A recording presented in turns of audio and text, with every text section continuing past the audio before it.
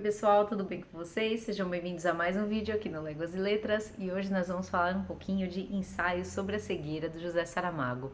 Nós já conversamos um pouco sobre Saramago aqui no canal, no nosso vídeo sobre as intermitências da morte. Lá eu expliquei um pouquinho da vida do autor, a biografia dele. Esse livro aqui é de 1995 e o Saramago veio a ganhar o Prêmio Nobel de Literatura em 98, um pouquinho depois, pelo conjunto da sua obra. Ele é o único autor em língua portuguesa a ter um Prêmio Nobel de Literatura. E essa aqui foi uma releitura. Para mim, na verdade, uma releitura porque eu li há muitos anos. Porém, eu mudei tanto, o mundo mudou tanto, que, assim, foi praticamente como se eu nunca tivesse lido esse livro. Foi a nossa leitura do mês de abril no Clube Ponto ou Vírgula e foi maravilhoso ter lido esse livro em conjunto com as meninas porque a gente discutiu muitas coisas. Esse livro aqui, ele é muito incômodo, ele trata de temas muito sensíveis, ele é um livro muito sensorial, a começar pelo próprio título, que já vai falar sobre a visão, a falta dela. E muitas vezes, ao longo do tempo, assim, antes da gente chegar ao dia da discussão, a gente brincava que isso aqui era um ensaio sobre a Covid, né? Vários temas sensíveis, incômodos, a gente sentia raiva, nojo ou, sei lá, desespero, momentos que a gente tinha que parar a leitura, parar alguns dias, dar um tempo para respirar, sabe? Depois voltar para o livro. Então, nesse nosso contexto atual de pandemia, foi bem difícil a leitura de Ensaio sobre a Cegueira, porém, muito rica também por isso. E praticamente o segundo vídeo, esse aqui vai também adotar aquele formato, né? Uma parte de apresentação e depois uma de análise. O segundo vídeo de análise, eu diria que ele é mais um vídeo de reflexões, porque esse livro não cabe numa caixinha.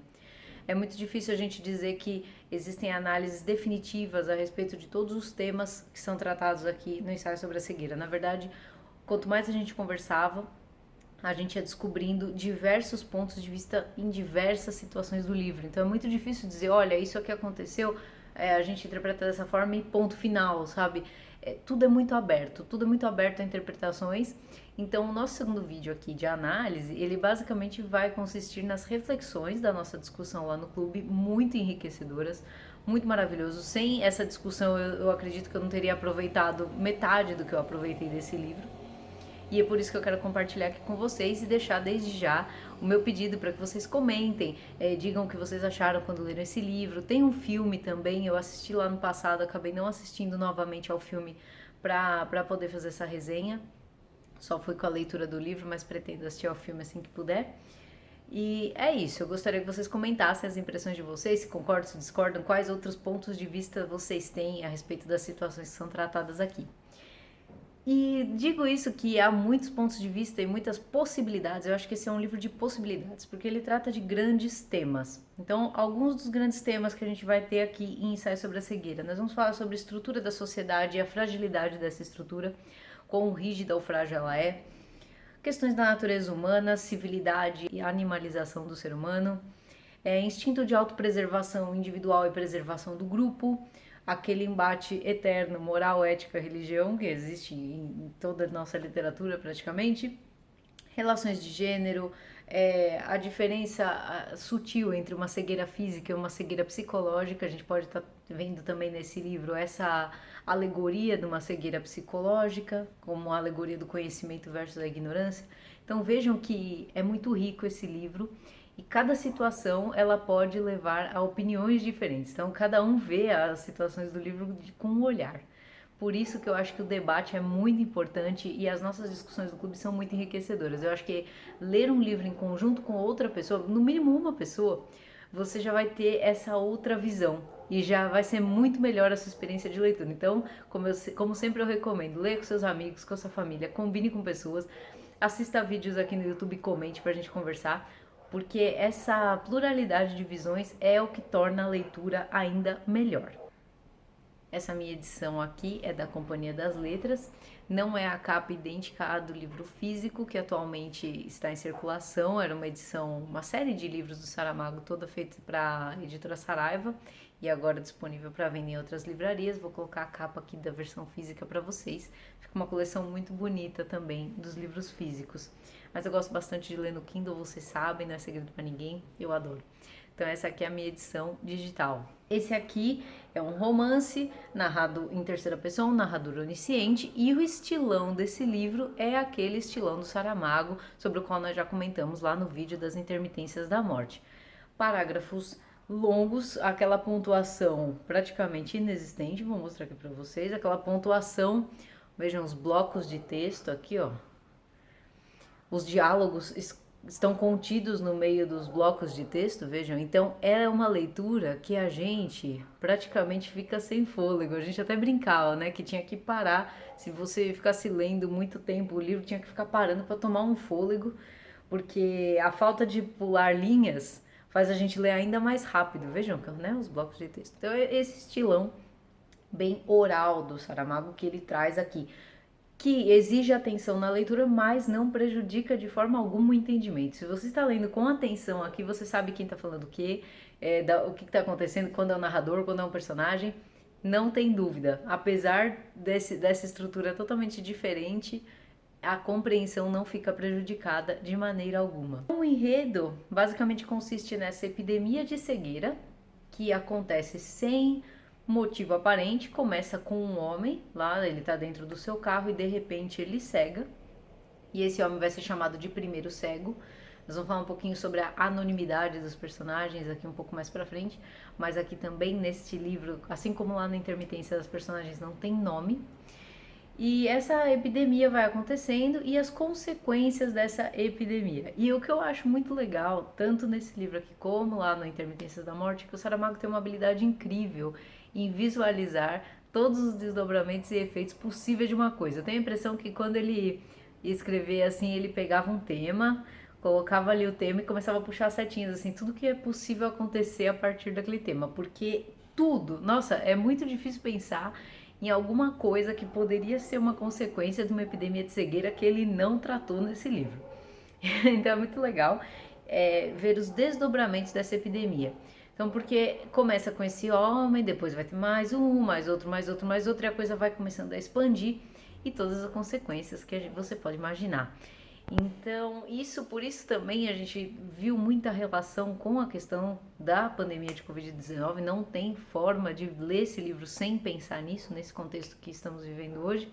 Então, essas consequências, as mudanças de comportamento causadas pela doença, por essa transmissibilidade, pela falta de explicações sobre a doença, assim, remete demais, muito difícil a gente deixar de ver. Haverá várias personagens nesse livro, mas nós vamos acompanhar essencialmente um grupo-chave de cegos, de pessoas que vão ser acometidas por essa doença, essa cegueira branca. E a gestão dessa epidemia vai começar de uma forma um pouco controversa, porque o governo vai colocar as pessoas atingidas e aquelas com as quais os atingidos tiveram contato numa quarentena, um isolamento ali no hospício. E aí começa assim a nossa história, com as pessoas se contaminando e aí essa primeira tomada de decisão do governo colocando as pessoas em quarentena. E os desdobramentos disso nós veremos um pouco mais adiante. Acerca do início, eu gosto sempre de analisar o início dos livros. Acho legal que a cegueira é branca aqui, né? A gente vai falar um pouco mais sobre as possibilidades de interpretação sobre essa cegueira branca no nosso segundo vídeo. Mas o início do livro chama muita atenção para as cores. Então eu vou ler aqui o comecinho dele para vocês. Ele diz assim: o disco amarelo iluminou-se. 2 dos automóveis da frente aceleraram antes que o sinal vermelho aparecesse. Na passadeira de peões surgiu o desenho do homem verde. A gente que esperava começou a atravessar a rua pisando as faixas brancas pintadas na capa negra do asfalto. Não há nada menos que menos se pareça com uma zebra, porém assim lhe chamam. Então vejam que legal, quantas cores a gente já vê aqui logo no primeiro parágrafo, todas as cores que serão posteriormente substituídas por uma cegueira branca leitosa. Existe também um site muito legal sobre análise de livros, que é o Grade Saver. Eu já tinha consultado esse site para ver anotações e explicações sobre o Moby Dick. Então eu vou deixar na descrição do vídeo o link para o Grade Saver. E eles têm também lá um roteiro de estudo sobre ensaios sobre a cegueira.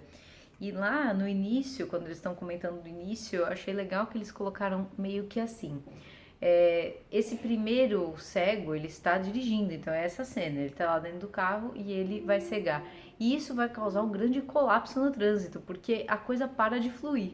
Quando um carro para de andar, quando abre o sinal verde, tudo começa a desmoronar, as pessoas começam a xingar, a buzinar, e desce do carro e briga com o cara.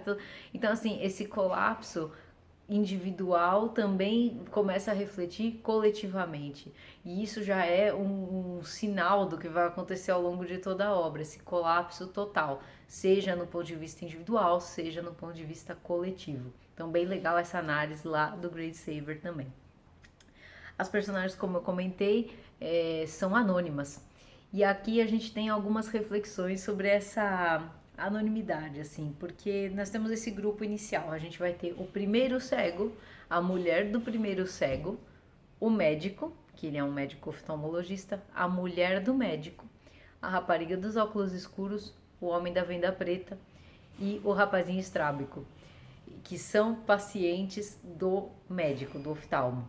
Eles vão acabar sendo definidos pela ordem de aparição mesmo. Então, o primeiro cego, aí depois a esposa do primeiro cego, né, o médico, e a mulher do médico. Então, não é tanto, não me pareceu inicialmente, a gente até chegou a conversar um pouco sobre isso, né, mas sobre a possibilidade de rotular a pessoa pela ordem de aparição ali, né, qual que seria essa consequência disso, porque você não vai ter um grau de importância diferente para cada um, pela rotulação. Às vezes até a rotulação vai levar a uma conclusão equivocada sobre a importância daquela personagem no desenvolvimento da trama. A gente chegou a algumas conclusões, algumas possibilidades dessa anonimidade. Então, inicialmente, se essa anonimidade seria uma tentativa de universalizar a questão, de tornar mais verossímil do ponto de vista de isso poderia acontecer em qualquer lugar, com quaisquer pessoas, porque mais uma vez, assim como em Intermitências da Morte, aqui nós não temos um local definido. A gente só sabe que é um mundo moderno, com automóveis, né? A gente sabe prédios e tudo mais.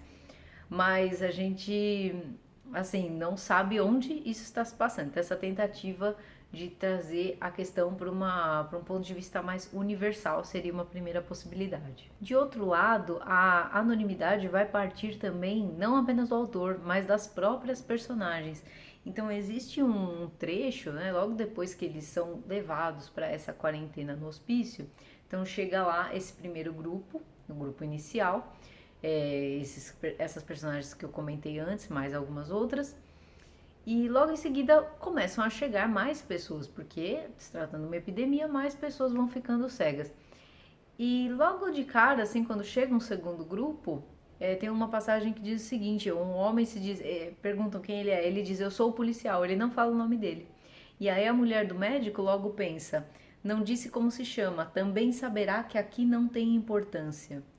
E quando eu li isso, eu pensei, poxa, a anonimidade então começou a partir das próprias personagens. E isso, pra mim, é muito ruim. Eu tive uma visão no seguinte sentido.